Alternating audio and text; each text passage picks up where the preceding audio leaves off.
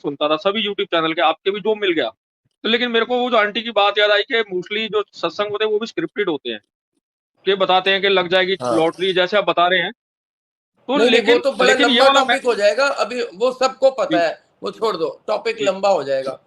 मैं जी सबके जी लिए बता देता हूँ, फिर से बता देता हूँ। जी जी अंकल, सारी चीज है ना विश्वास की है।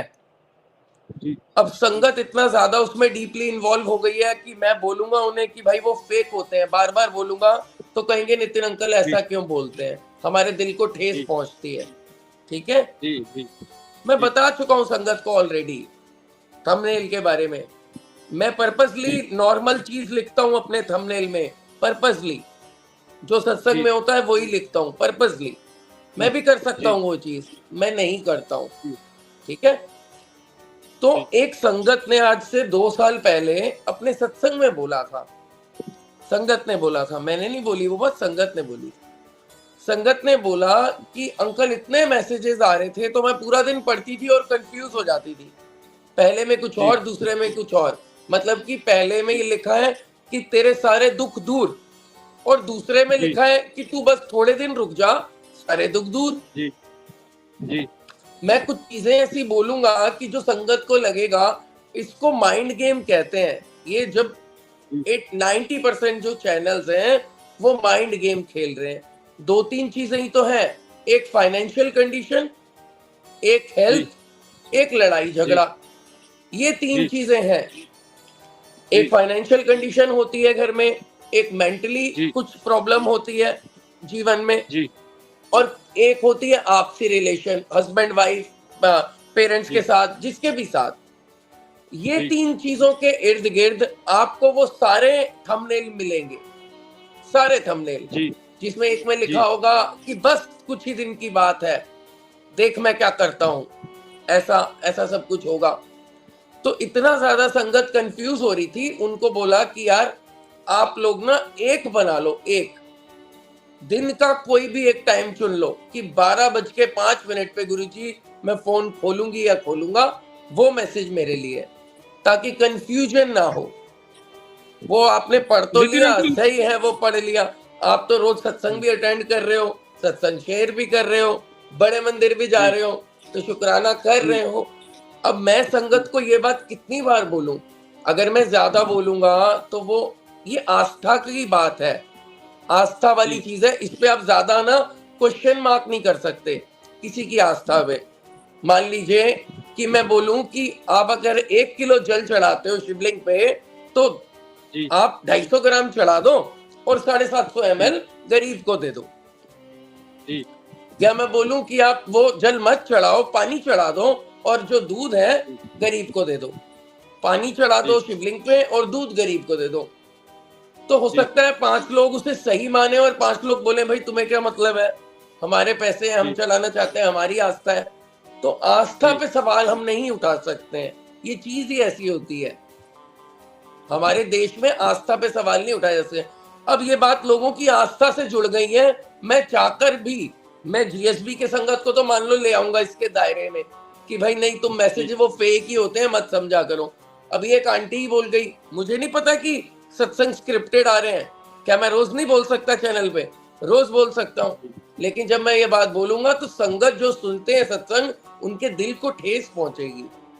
तो मेरा काम नहीं है उनको ठेस पहुंचाना। जिस दिन उनको समझ आएगी, गुरुजी सद्बुद्धि देंगे, वो अपने आप समझ जाएंगे।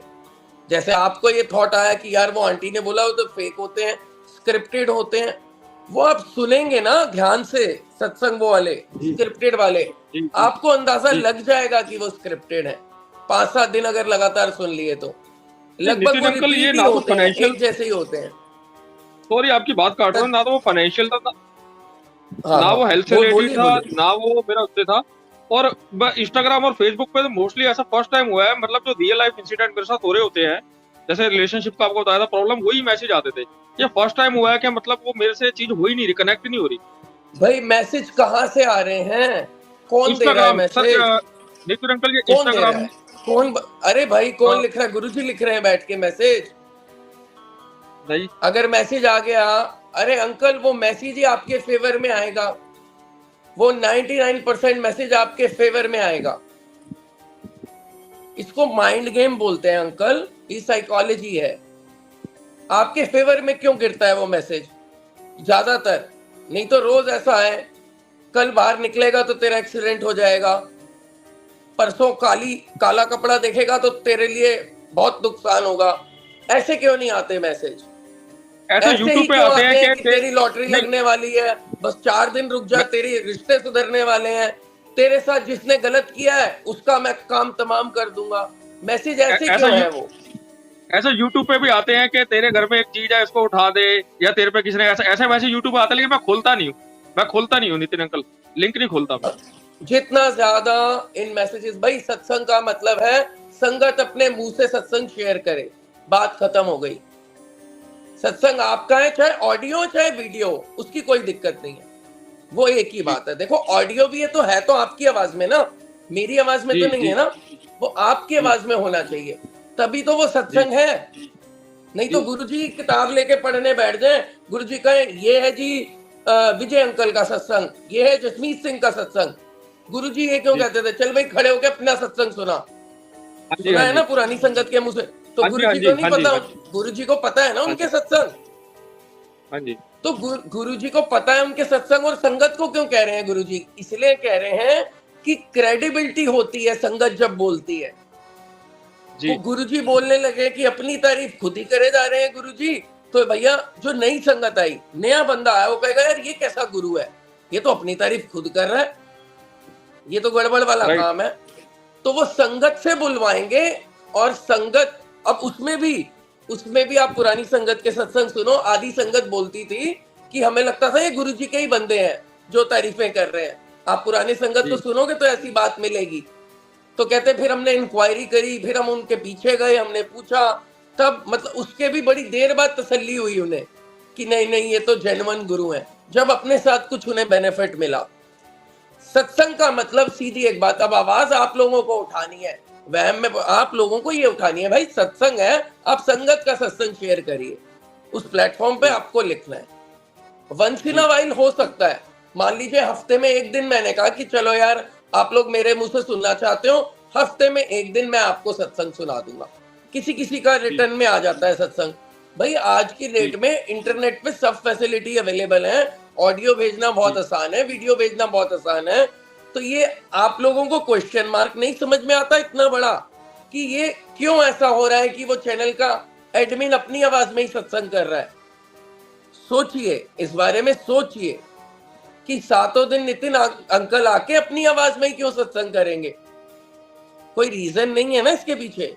वो सत्संग डिजाइन किया गया है, करण जौहर ने एक पिक्चर बनाई डिजाइन करके, कोशिश ये करी कि सारे एलिमेंट, मेरे सत्संग हो सकता है किसी दिन आपको बहुत अच्छा लगे जो ये वाले आप सुनते हो, जो भी चल रहा है जी जीएसबी पे, और किसी दिन जी आपको लगे यार हो सकता है कि यार आज उतना रस नहीं आया, मजा वर्ड हटा देंगे, रस को यूज करेंगे, आज उतना रस जी नहीं आया, आज उतना नहीं मिला हमें।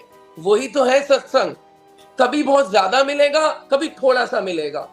ऐसा नहीं है कि रोज एक जैसा मिलेगा, एक जैसा जी नहीं मिलेगा। आप लंगर खाने जाओगे बड़े मंदिर, किसी दिन दाल मिलेगी बिल्कुल आपको पतली दाल, बिल- नॉर्मल दाल, किसी दिन आपके जी आगे मटर पनीर आ जाएगा। आप जी कह देते हैं हम इंसान हैं, हम कह देते हैं आज लंगर में बड़ा आनंद आया, किसी दिन कहते हैं यार आज मिर्चें बहुत ही, कुछ भी कह देते हैं, इंसान है। ऐसा नहीं हो सकता कि वो जो डिजाइनर सत्संग है वो एक जैसे ही साउंड करें, और सभी चैनल्स के, आप वो चैनल्स कुछ पर्टिकुलर है वहां पे एक जैसा ही साउंड होगा। बट इसके बारे में मैं ज्यादा बात नहीं कर सकता। क्यों नहीं कर सकता? जी मेरे को सारी चीजें पता है, अंदर तक पता है। दो कारण है, एक तो नेगेटिविटी होती है इन बातों से, ना आपको सोचनी जी है ये बातें, माइंड नेगेटिव जी दिशा में जाता है। Secondly, if I talk about them, they come here and abuse me. पहले भी हो चुका है, वो इस प्लेटफॉर्म पे आते हैं जीएसबी के और गाली देना शुरू कर देते हैं कि तूने भी तो मेंबरशिप खोली है एंड ऑल, मतलब कुछ भी बोलना शुरू कर देते हैं कि भाई तू अगर बोलेगा तो फिर हम भी बोलेंगे। तो इस चीज का कोई अंत नहीं है। आपको धीरे धीरे, बहुत सारे संगत, नई संगत होती हैं, धीरे धीरे उनको गुरुजी सही दिशा में अपने आप मोड़ देते हैं। कईयों की किस्मत अच्छी होती है 15 दिन में, कईयों की किस्मत होती है 1.5 साल बाद वो सही जगह आके जुड़ते हैं। 10 जी गुरुओं के पास धक्के खाने के बाद कोई 11वें नंबर पे गुरुजी से जुड़ता है, गुरु मतलब कि फेक गुरु भी उसी में ही है। सब ये मिला जुला रेत और नमक का मामला है। आप और जी मैं नहीं ढूंढ सकते गुरु को, वो ढूंढवा दे तो ढूंढवा दे। आपको किसी ने कहा फलाने के पास चले जा भाई, बहुत अच्छे गुरु हैं, 2 साल बाद आपको पता लगा ये तो कोई फर्जी बाबा निकला। सच्चाई है ये, ऐसा नहीं कि झूठ है इन बातों में, ये सच है, ये बातें हुई हैं हमारी आंखों के सामने। नहीं, नितिन लेकिन अंकल मेरा मन तो 10 में पक्का हो से, गया।